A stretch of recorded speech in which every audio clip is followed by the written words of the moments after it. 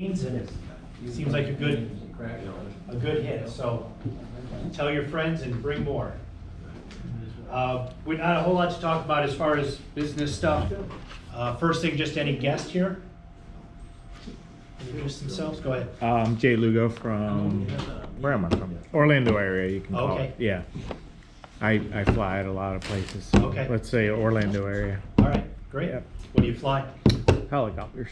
Oh, Yeah. very nice, very nice. There's a helicopter guy right behind you there. I met them. Oh, okay. Good. Helicopter guys, they can't keep it inside. They gotta tell people they fly helicopters. You Yeah, but know? when you become a gyro plane, it's even worse. Hey, yeah, okay. All right, great. Next is the pancake breakfast. Just a reminder, next month, May 17th. The 16th, that Friday, will be a work day to get everything set up. So anybody that can volunteer, we'll need all the help we can. Appreciate it. Any reports from Sun and Fun? Anybody got anything they want to say about the show, or go ahead, Bryce? Yeah, it was my first time flying in. Thank God I had my co-owner with me who has flown in before. It was not unmanageable, but it was definitely head on a swivel. Pretty surreal seeing a hornet's nest at 1,200 feet over Fantasy of Flight. But they make it pretty easy on you, because everything's of course pre-published in the NOTAM, so you know exactly where to go, and you're really just listening for them to basically call out what you are and turn here when they say. What kind of plane are you flying? I own a PA-22-108 Colt, so we were trying our very darndest to keep up the 100 knot requirement that they said in the NOTAM. We had it firewalled up to 2,500 RPM full rich, and I think we were burning 7.5 gallons an hour. Coming in, we got to the Fantasy of Flight, and then we were making our way towards the Lake Parker initiation point.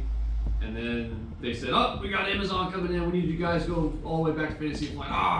So we were by this time it's like 6 something, and we're looking at the watch. We're like, "Oh, it's getting pretty close to this 7 p.m.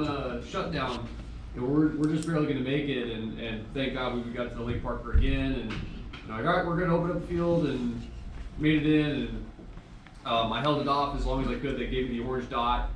And this guy, he's like yelling at people. "Oh, you go around, you get out of here!" He's yelling at, and then finally he says, and everyone thinks we're a pacer. So he goes, "Pacer," and I hold my breath. He goes, "You're doing just fine. Keep doing what you're doing." I'm like, "Oh, thank God." He goes, "All right, go to orange dot." So I go in. I just keep the throttle cracked just a little bit, and right as we get over the orange dot, I chop it. We come down, and I think all is well. And we start to taxi, and I notice that we're at 2,000 RPM, barely above walking speed.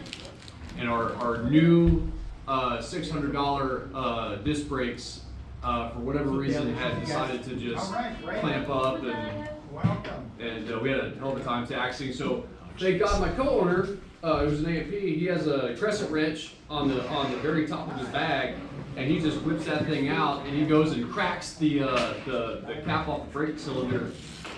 And we get a little bit of pressure, and we're able to move again. So he's working this brake, brake cap, and I'm trying to taxi and manage the throttle, and it's a heck of a time getting in there. And So like he's not leaving out the doors? no, he's down. It's underneath the seat. Oh. So we kind of go underneath the seat to crack this cap, and then finally we get to our parking spot. We get out, and we don't even say hi to anybody. We're immediately invited to dinner right then and there. So that was a good kickoff to the rest of the Sun and Fun. It was a good show. It was more like sun and dust. What day did you go in? So we flew in Wednesday, and we were out of there Sunday morning. We were wheels up at 8:40, and thank God we did not have to touch the brakes from our camping spot to the runway. It was pretty smooth sailing, no conga line. So it was a pretty good show. It was a little jet intensive for my taste. Would have liked to have seen some of the Warbirds, more of the Warbirds out and about, maybe some of the more GA stuff. But it was a good show, and we had a really great time. And I think probably the coolest, I was telling Chuck, probably one of the coolest new things that I saw was Phil Lockwood's Rotax 916 conversion on the RV9. That was that was a pretty slick looking airplane. Kind of reminded me of the Navion a little bit. Yeah. So. Did it seem like attendant, not people there, but vendors on it? Does it seem like it was anemic? Because every year it seems like there's less and less. A little bit. It did look like, Yeah? it did look A little like. bit, yeah. Because that's like what happened in Sebring. You know, they say, oh my God, the biggest crowds we've ever seen and all that, and the next thing you know, That it's was like, Saturday, the biggest crowd was on Saturday. Mhm. And there were more vendors on the Paradise, field There than were. last year. Yeah, there were, yeah, Paradise Field and all that Bushwheel, camp area, the Stoll Camp, you know, that's definitely Yeah. grown Mhm. in the last few years. I saw that they sold out of parking and places for the 927 club, you know.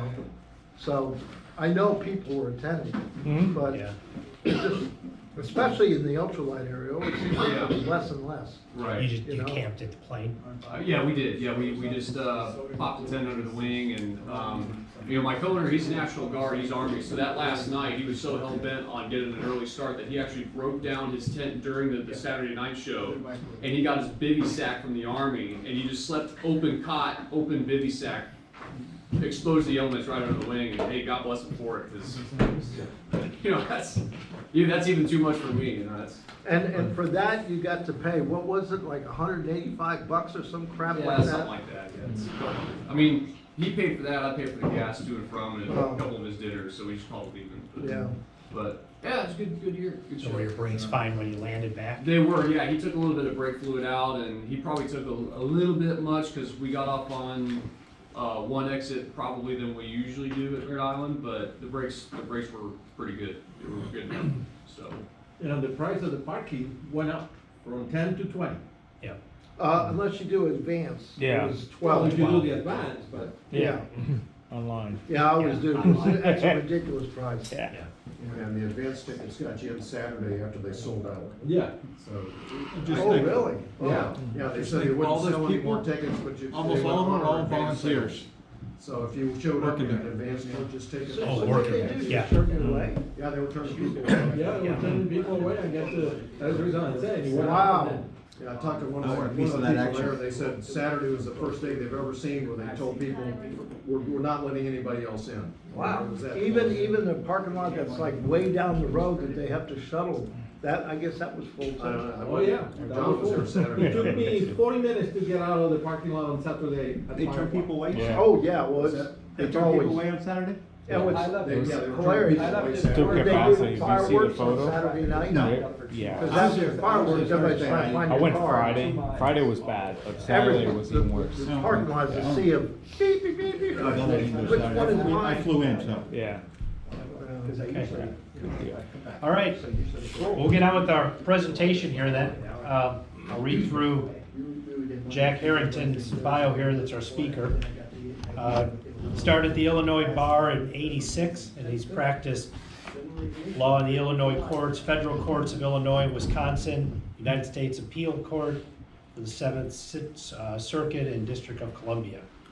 Author of numerous aviation law articles, represented individuals and air carriers in FAA administrative law matters. Also developed substantial aviation practice representing corporate and charter aircraft operators and associations in the aviation industry.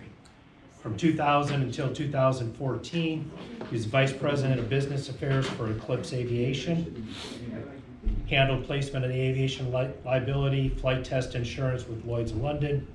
Made speeches and presentations on a nationwide basis to business, professional, and civic organizations about Eclipse Aviation and the Eclipse 500 aircraft.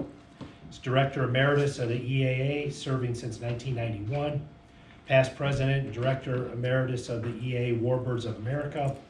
Commercial pilot with airplane, single-engine, land, sea, multi-engine, instrument, and authorized rating in L39 and T28. All right, and then, so I think here's he's Jack. qualified. He's qualified. Yeah, he is that or a good liar, one of those. Thanks, it's, this is actually one of the first things that I started doing, which got me into EAA as a director. As a matter of fact, my friend Dennis Helmer and I, back in the, it was probably just about the late 80s, made a trip down to Chicago to listen to Paul Pogoresny give a talk. And this was back in the day. How many of you remember the Cerritos midair? Nobody remember? You remember this? Yeah, and it was terrible. It was, what was it, a Mexican flight that midair with a Cessna 172, and the FAA just went on an absolute crazy binge of enforcement actions, and it was so bad that people were turning off transponders. They just were. It was just a bad situation. In any event, Dennis and I went down to listen to Paul give a talk. He was referencing those things, and I